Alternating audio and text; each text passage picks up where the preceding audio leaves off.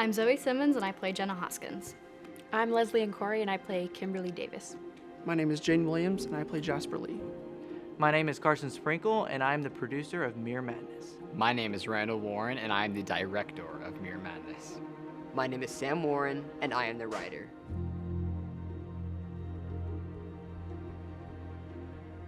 She's pretty much like the cool girl, the bad girl type. I guess that's the best way to describe it. I would say Kimberly is a pretty chill character, but she's really confused and just lost, and I think that causes her to push away the people around her. Jasper is a character who has problems within himself that he's trying to deal with, and those problems, they foreshadow what is yet to come later on. I've always enjoyed watching all of Carson's films, so when he told me that he wanted me to write his next one, I was over the moon excited. I was like, yes, I finally get to work with Carson because he's amazing.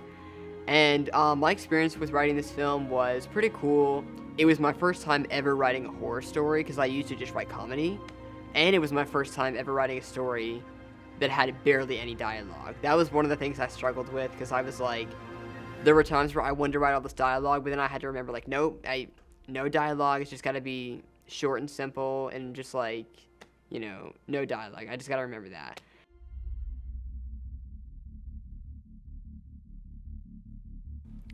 I feel like I had to be a lot more patient with this one because I didn't have a lot of chances for improv and stuff. We had to really try to stick to the script, and I'd say just the learning patience through the process was really big, but it was really great. I had to learn to trust the process, but in the end, I'm super excited about the final product. I've only ever been a part of one other film project before, but that was with school, and it was just this kind of minor thing that I don't think a lot of people really cared about. So to be a part of this project where everybody is there's a lot of work put into it and a lot of time and effort, and filming at different locations, it's a much bigger thing, and it was really cool. I learned that with film, it doesn't matter who you are, whether you're an extra, a supporting character, or the lead, or even the tech crew. They all have a purpose and a role, and that purpose is to produce a piece of art. I think this time I learned how to work with another director. Because the only big thing I've ever directed was my show, and it was all me. This time, it was a new experience to be able to collaborate with someone new, someone way better at this than me. So I was able to learn from the other director, Carson, and that was a really fun process, and I enjoyed it a lot. Very challenging, if I had to say so myself. Just due to the fact that there was multiple technical challenges and then having schedules for different people, but we all got it put together, and I am just glad that we got it all put together because I've been wanting to do this kind of short film for a very long time, and I had a great director and writer and cast and crew, and I cannot thank them enough. So It doesn't matter how long the runtime is, okay? It could be a 5-minute film, it could be a 3-hour film, but no matter how much time is in the film, it's always going to take a lot of filming. Because I was expecting this to maybe not take as much time because it's a short film, but I was wrong. We actually did take it actually did take several days to make this film, so that was actually something that I learned.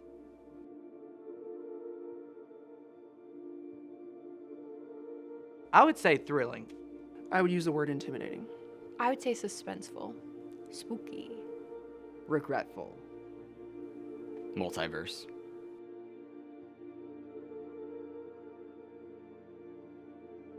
I want them to take away the horror aspect.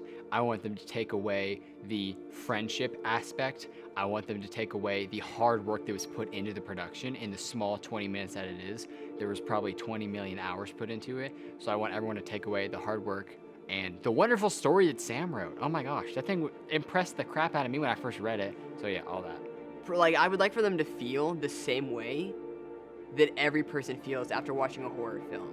Wow, I guess my life is not as bad as I thought it was, because that's one of the good things about horror stories. You're depressed about something, angry about something, upset about something, and then you watch a horror movie and you're like, I mean, yeah, I'm pretty upset with my life, but hey, at least I'm not in his shoes or her shoes. So yeah, I guess I just want people to watch this and to think like, wow, I guess even though my life's pretty bad, I'm glad I'm not seeing people in my reflection. So yeah, just to, let people feel better about their own personal life.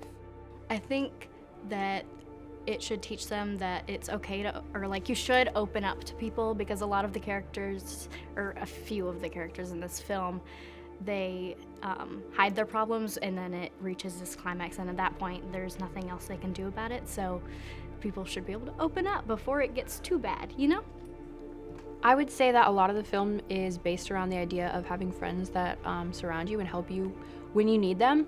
And so I would say that a lot of the characters push each other away throughout this whole process when there are really scary things going on in their lives. And being okay with needing help and reaching out to your friends when you think that they might need your help is really important. And I think that we could all be doing that a lot more.